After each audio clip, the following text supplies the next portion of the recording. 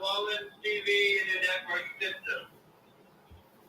We're doing our Thursday evening co-hosted weekly broadcast, and it is a call-in show. You'll see our number, 504-383-3654 on the screen the whole time. As you know, we have our good friend, co-host, Derek Russ. You'll be joining us in a little bit. And starting last week until the Thursday before Mardi Gras, which is March 1st, we will be dedicating our shows to various aspects of Mardi Gras. Tonight's episode will be solely focused on one carnival crew by the name of King Arthur. We're going to tell you details about it once we start the show. I just wanted to let you know. Remember, you can watch us on the YouTube channel, R-Revue. You can watch us on Facebook for Wild Novelist, Facebook for NOT, the New Orleans Television Internet, the New Deal, Derek Russ, Facebook, so here you follow it. And LinkedIn, R-Revue, and Twitter, Compliment Up. Okay? And remember, you can make any comments on those platforms. And what I want you to do, of course, is, as I said, make a call to us tonight. I want to make sure our systems are working.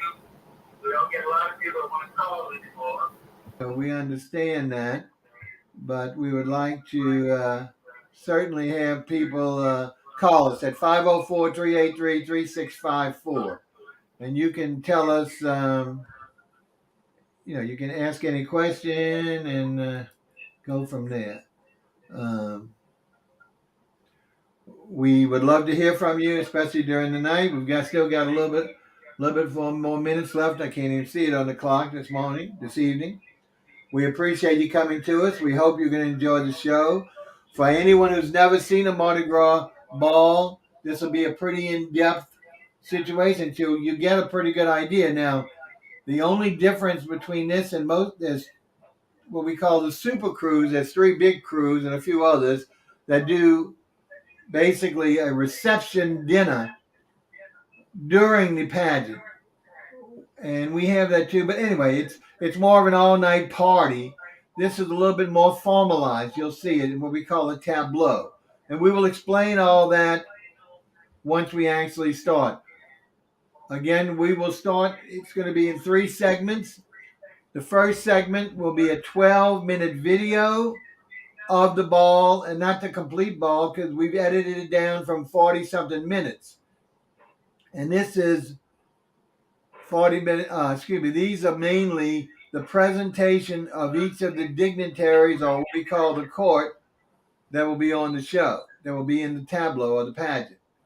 The second segment will actually be still pics of some of those individuals, so you'll get a much better look at these costumes, because that's the key with these balls, especially this particular one, are the magnificent costumes, things that really cost a lot of money to do, labor, time, and expenses and materials. So you'll see the amount of effort that these crews put in to get these balls or tableaus done. Now we're coming up pretty soon, I think, on the end. I wish I could see that time for you folks, but it's going to change to our logo. And again, we're calling our show tonight Royal Revue. We've been calling it Rant Revue because all of our shows that are call-in shows are under Rant Revue. But you'll notice we're going to have a beautiful logo behind you with a purple background. You'll see it in a minute when the television, the network logo goes off. And our logo, there we go. Oh, I wanted to see you. Okay, now you have to see me, of course. I forgot I did it wrong already. But there you go. See, we have our Annie's dressed in formal tux, all ready to go, because that's what these things will be. For the most part, these are black, what we call formal occasions. The men will have a black tuxedo with tie. The ladies will be in full dress. And I'm not talking about the crews. I'm talking about the people who attend. To attend a ball, you have to be invited by a member, and there usually is also a charge and because of the cost to put these things on. And they will be done now since Katrina. These are all done predominantly at a hotel, different hotels, and holds anywhere from 300 to thousands of people. This group will be about 500, I think, tonight. But before we do that, I want to go ahead and welcome and introduce our co-host, Derek. There he is. Good evening, Derek. How we doing? Hey, Bob. Good evening. You're looking rather festive this evening. Oh, you noticed. Thank you for noticing. Well, I like the hat. making fun of the old man, huh? But what this Yeah, is, let me know next time so I can grab me one. well, I've got one from Lane. This is actually a souvenir of this particular group. I never know which way to turn it.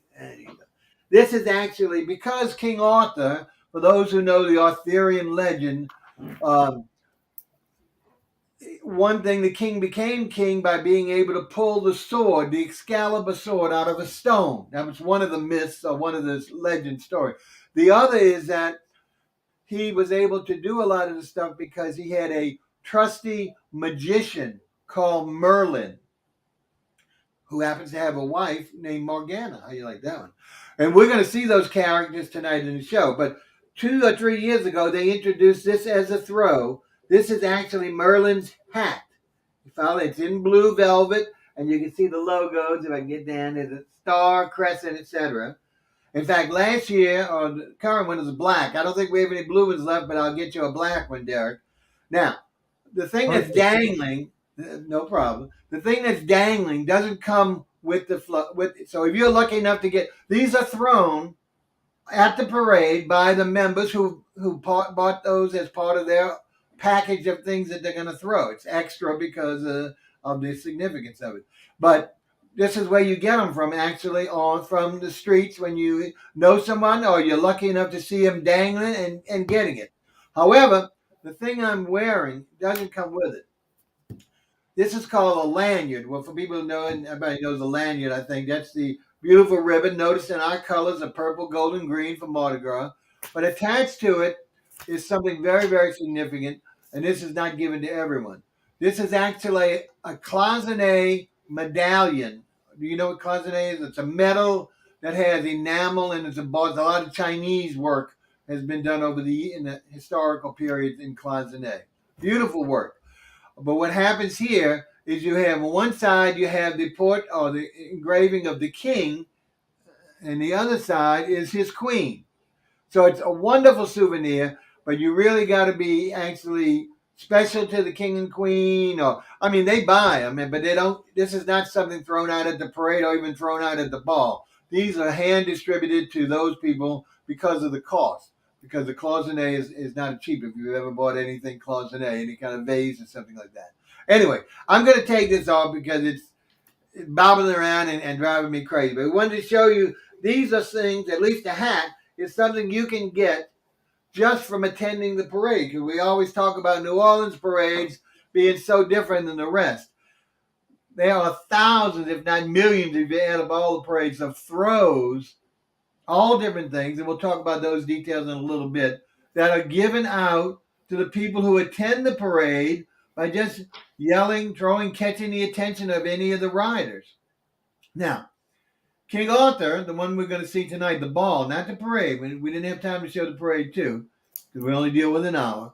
King Arthur was originally founded in, I believe it's 1977. So it's been around a long time, but it's not as old as what we call King of Rex or King of Zulus, which started in 1800s. Those are the pioneers of Mardi Gras, as Derek knows all about Zulu, and I'm sure he knows a lot of the others as well. Gotta love Zulu. And for those who don't know Zulu, Zulu is basically an African-American organization, but it does allow any nationality. However, and this has been kind of the controversial with political correctness and woke and stuff like that, is that you have to be in blackface, and you will wear a tutu made of, what is that, bamboo or straw. Anyway, and so whether you're white, black, Asian, etc., you have to dress alike, and all of the members in the floats dress alike. Okay.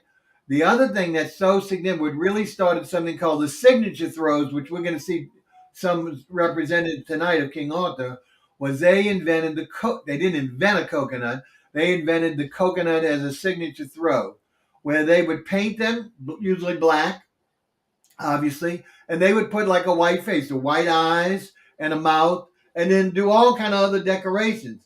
And these things have been treasured since, I would say, at least back to the 60s. I don't know what, Derek, do you have any more information when the Zulu started giving out coconuts? I don't know. In the very beginning? I'm going to trust this handy Google to see if we can get an answer. Okay, yeah, please do that with your handy Google. I'm too old to know about that. Anyway, but the key there is those things have been collected over the years. And I mean, they are very collective. They're still giving out new ones every year. The only problem, caution I gave to people is that if you are fortunate enough to get a Zulu coconut, and not real one, now there's a lot of reproduction nowadays. They even make plastic ones to entertain the crowd so they can draw out a lot more. But if you get a real authentic coconut that's been painted, you want to make sure you look in the back where there's no decoration somewhere and drill a hole in it and let any of the coconut milk juice drain out. If not, after a period of years, rot is going to set in and eventually totally discolor, if not deteriorate your whole coconut. So if you want to keep it beautiful like you had it, make sure you check it out to see that there's no juice left in the original thing. Okay, we're putting too much attention on looks like 1910. Well, that's way almost in the beginning. I don't know the first year of Zulu, but that's got to be close to it. So they've been throwing signature throws long before the other parades. All right, now let's go a little bit more about King Arthur. Before our big event in New Orleans, besides becoming New Orleans and some other major things, was the year of 2005, which is a devastating hurricane. Now, we've had several since then that has similar damage, but this one was so devastating to the entire city of New Orleans, from flooding, wind damage, loss of life, loss of property. Because of that, there's been a lot of changes to the Mardi Gras parades predominantly. And the reason being is that most of these parades actually started like in a neighborhood, and they would be named after like maybe the major street in that neighborhood or something associated with that neighborhood. Okay. And even though these parades are still parading, some of them since then, or returned after Katrina, they no longer can parade on their original routes. One is because of the severe devastation we went through, the limitation of the police force for security, and we continue to have that problem. So much so this year with COVID that the parade routes have been shortened. But as of 2005, for the most part, 80 to 85% of the parades have been consolidated to one route, one standard route. And they starting with Uptown, on a street called Napoleon after the emperor, and turning on the well-known St. Charles Avenue, where we have our national landmark streetcar running both ways, all the way from there, which is 44 blocks from downtown, all the way to Canal Street, which has been the signature street that separates the commercial part of New Orleans and the residential part of New Orleans from the French Quarter, where you have commercial and residential, but very well known, as you know. That's where the city started, in the French Quarter, and expanded outward as Americans came and as the population grew. All right, we're giving a lot of history, and perhaps, oh, Bob, I'm so tired of hearing this stuff. You know, I'm a regular. So what we want to do, but anyway, so King Arthur now parades on that same route, and they parade, the parades start, well, there's a parade this weekend, the very first one of the earliest. But starting on February the 11th and the 12th is when they get gang. That particular weekend is what we call the first weekend of Mardi Gras. And there'll be parades Friday night, lots of them Saturday night, Sunday morning, and Sunday evening. So there'll be, and we're talking like 5 parades a day in just that location, let alone some still other locations. So King Arthur will actually parade on the first Sunday morning. It starts, when I say morning, it starts around 12 o'clock, early afternoon. It starts uptown and goes all the way to downtown where it disbands. Okay. All right. So, any other questions you have, Derek, about anything you want to tell before we start showing the 12-minute video and me Well, doing my little narration? I think I'm excited to see this video. I Uh, had a friend that told me about the ball, and he said, "Man, I forgot to tell you, but I should have invited you." And ain't that something, huh? yeah, right, exactly. So Well, I'm I gonna think I ask. would have loved to have seen that one. But next year, after you see this, I think you'll even. I don't want to rub it in more. I think you'll agree more just from the visual beauty. And I will promise you. I'm gonna promise you. Our friend Lynn, who does all the videography and he rides in 3 parades. He's an outstanding member of King Arthur. So we will definitely. If you want to attend the ball after you see tonight's presentation, and maybe you and your wife. I know you got the children, so I know that'll be difficult to work, but we'll try our best to get you in it. I know he can get it an invitation. I'm almost 100% sure. But let's see. You might have enough and say, I don't want to deal with that. That's too old fogey stuff. Yeah. Anyway. Let's check it out. Let's see what we got. Okay. So what we're going to do now, as I mentioned, we're going to bring up a 12-minute video. Now what happens is in the ball itself, everyone lines up at tables, and tables are all assigned to whoever your member is, whoever the rider is. They buy a table for all of their approximately 10 people per circular table. We were fortunate knowing the kings and queens recently, and also we always luckily get a very good table. Right Now, here these tables are highly coveted. Well, they're also yes, they're coveted, and they start with number 1 and go up to hundreds. All right, even though there's 10 at each table. And I know some of my friends who I know who way back were on number like 73, and we were on number 1 and 2, and it was completely at the end of the auditorium or the ballroom. So needless to say, where was it held? Was it? This one is held. Yeah, thank you for that. Good question. They're held at different hotel ballrooms nowadays. Years ago, before Katrina, we had a central location called the Municipal Auditorium, which, folks, a beautiful building. All the seats were in what we call theatrical mode with regard to elevated, one higher than another. So you always had a perfect view. And this is the disadvantage of today, is that everyone is on the same level in watching it. And depending on how far back you are, they usually have big video screens because you can't see anybody. You can't see any of the pageant. You can see your neighboring tables. But anyway, this one was held at the, now you see I'm drawing a blank because I know we're going to Sheraton Hotel this Saturday. Come on, Bob. It'll come to you. What is the hotel? Let me ask you, Bob, do you remember the old Hibernia building? I think it was where Harris. Hibernia Bank, Capital One. Was that it? Where Harris used to be? No, Hibernia Bank, folks, is a good Irish bank that no longer is basically in existence. It was gobbled up by larger ones. And it was one of the first high-rise. Now, we call it high-rise in those days. Things above 10 floors was considered. So it was about 20, 30 floors.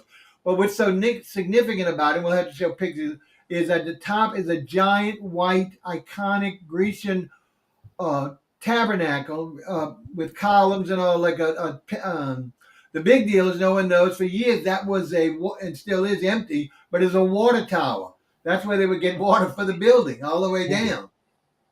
And it's so lit up. It's all bathed in white light all during the season, except for the holidays. Right now, there's purple, green, and gold reflecting on that tower, and it can be seen from all over the city. It's right downtown, only about 2 blocks off of Canal Street, that major street. Let me see what I was going to say. Why can't I remember this hotel? It's not the Hilton. We have a large chain hotel called the Hyatt. The Hyatt is one of the largest hotels in New Orleans. It was built right by our famous Superdome, and I guess you all know where that is. That's how this football and perhaps our last big victory just ended a few weeks ago because of our change of quarterback and also change of coach. But we're not going into that. But attached to the Hyatt is basically like a cross or an X. It's 30 some odd stories high, all glass. Okay, so of course it's tinted glass. And what happened in Katrina, the winds devastated it. It didn't come back for, I would say, 5 to 6 years longer maybe longer, before it was restored because of the significant damage. Now, what it did in the interim was it took a nearby office building, high rise, and created a boutique hotel called the Hyatt House in 7 of the floors. How And do that's you where remember all of this stuff? and that's where it's all scripted. It's right here on my poem. No. Uh, anyway, the Hyatt House is where we always stay because it's a boutique hotel. It's only 7 floors, and it's connected by an enclosed walkway to the main hotel because the main hotel is where the ballrooms are and all the other rooms. But we like the quiet, the smaller hotel that's associated by Hyatt. So that's where we stayed at the Hyatt. But it was actually the major Hyatt hotel is where the ball took place. Now, and that was Saturday night. From 7 o'clock, this old man went to bed, left around 12-ish. Len and them, they came in about 1, and it was still going. It usually ends between 2 and 3. Okay, it doesn't go all night like some of the others, but still, that's pretty long if you've been there since. Yeah, that's a serious party right there, my friend. You can do it. Well, we're going to see a little bit of the dancing in this video. I don't know if we see Lynn or not. They have bands all during the night. From the time the tableau ends, there are live bands. Usually, they always have a local band. Sometimes they'll have a celebrity. Some groups, this group used to have B-grade celebrities like Taylor Dane. I forgot some of the people that were popular back. Belinda Carlisle. I don't know if you know these names. Now, who performed? Who performed this year? Well, no, this is because of last year, of course, there were no balls because of the hurricane and COVID. So this is the first year going. So this year they decided not to go back with bringing a celebrity and just had 2 great bands that would play all night long with DJs and also all types of dancing. You'll see the wobble, something you've never heard about, stuff like that. And we'll talk about that if we need to. I know a little bit about the wobble. I bet you know a lot about the wobble. Okay. Now, folks, without further ado, let's go ahead. Now, I'm going to be able to talk. I think Derek will too, but since he's not seen this, he probably won't say too much here but I'm going to mention at least the title of each of the people coming out. I won't mention all their names because I don't have all the names, plus it gets too long.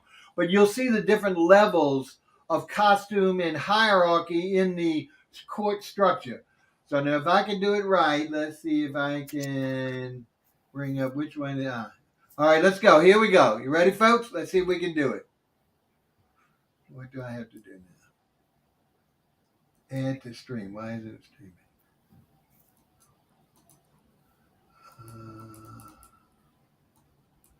Oh, come on. Don't give me trouble.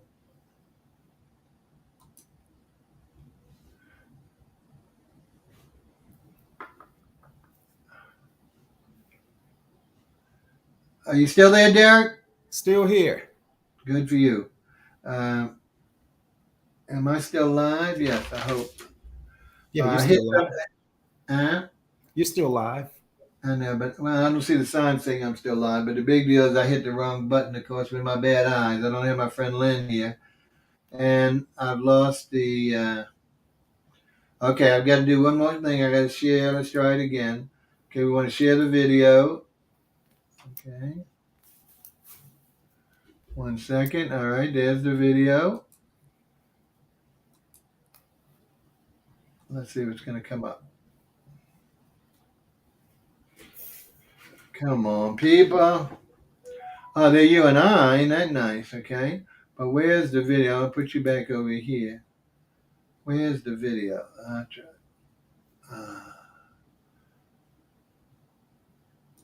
It's saying for me to wait a second. Let's see if it comes up.